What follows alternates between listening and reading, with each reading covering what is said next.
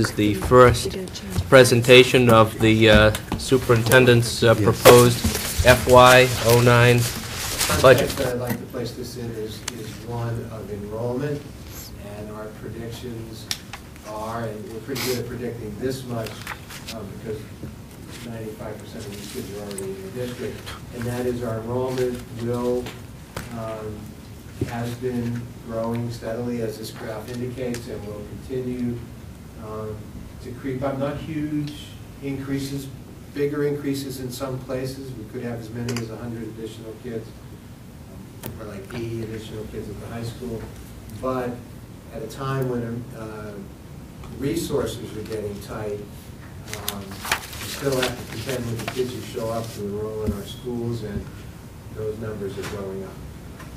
The second context I want to set this in is the context that brings us outside of Franklin into the Commonwealth, the world Jim Valley deals with on a daily basis. And those numbers, for those people who were paying attention last year during the override, they'll remember this particular slide. It comes right from the DOE website about finances, and it compares Franklin spending to state average spending. It's done on a per pupil comparative basis. And so this compares us to every other community in the Commonwealth and what they're spending. And what the DOE does is it categorizes all education spending into 11 categories. Last year when we were talking about the override, I said that in 9 of the 11 categories, we spend below, and in many cases considerably below the state average. This year, updated 1 year, in 07 preliminary numbers, these are the only ones the state allows us to use at this point. We now spend below the state average in 10 of the 11 categories. So there's only one category in which we spend more per pupil than the state average.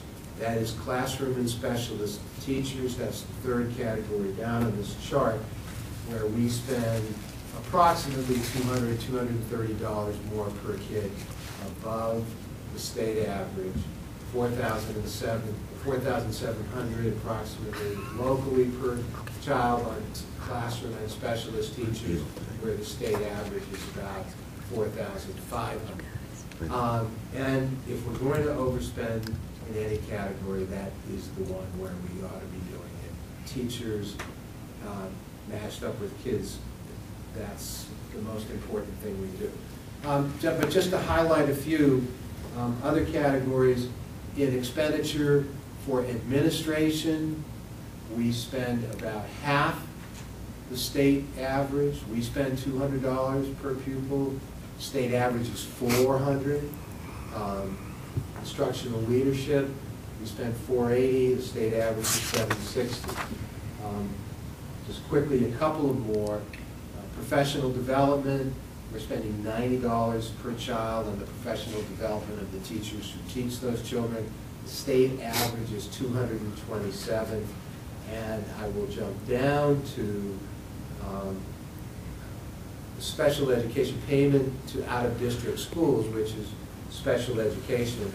And even though we have talked frequently about the pain associated with rapidly escalating special education costs, while our per pupil expenditures for those out-of-district placements average $16,500 per, we are still almost on average $3,000 per student average, less than the state average. And so those are significant numbers.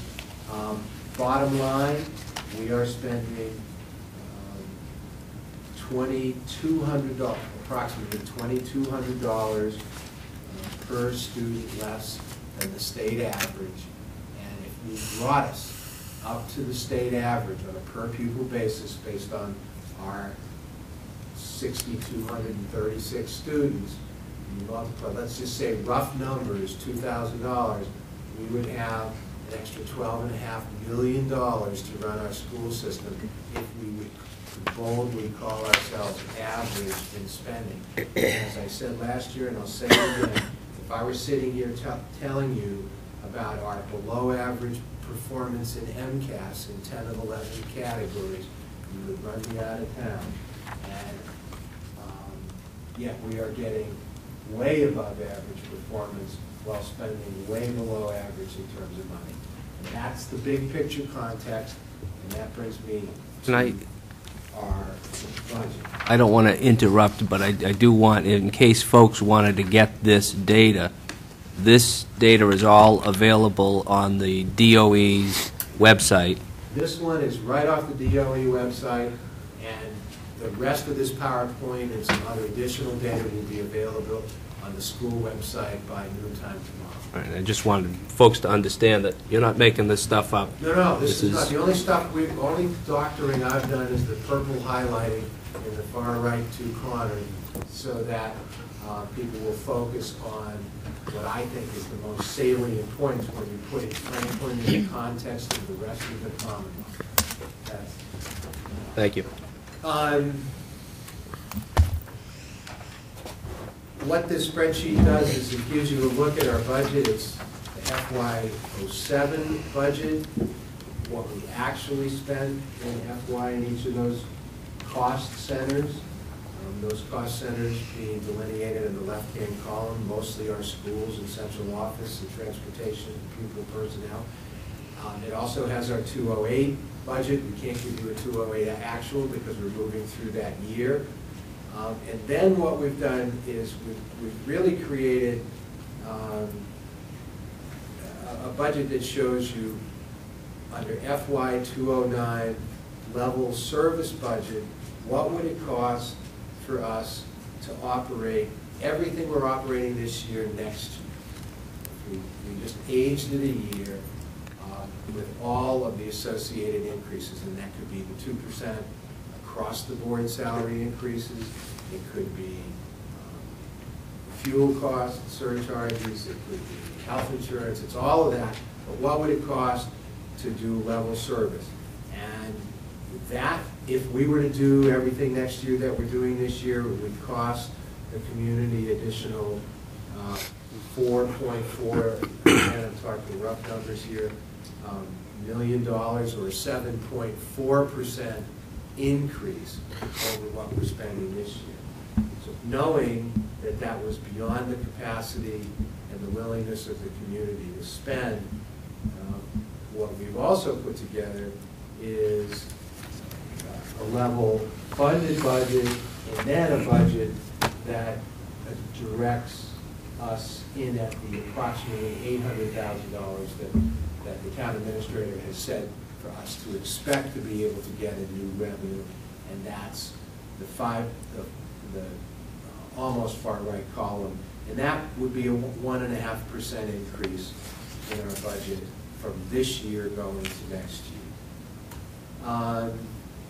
This beautifully done, colorful pie chart simply shows you how our budget is apportioned among the cost centers. And I remind you that cost centers, not something we've talked about before, but that's something that the audit suggested. It was an audit implementation recommendation, and they said we should move our budget to cost centers, and the schools being the most obvious of those cost centers. So this shows you how, as a piece of the pie, each of our cost centers eat up the budget, and you can see, and this is for the benefit of the high school folks here tonight, who gets the largest piece of pie.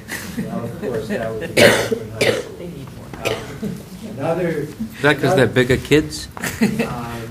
They eat more of them. They have an insatiable appetite. This is another pie chart that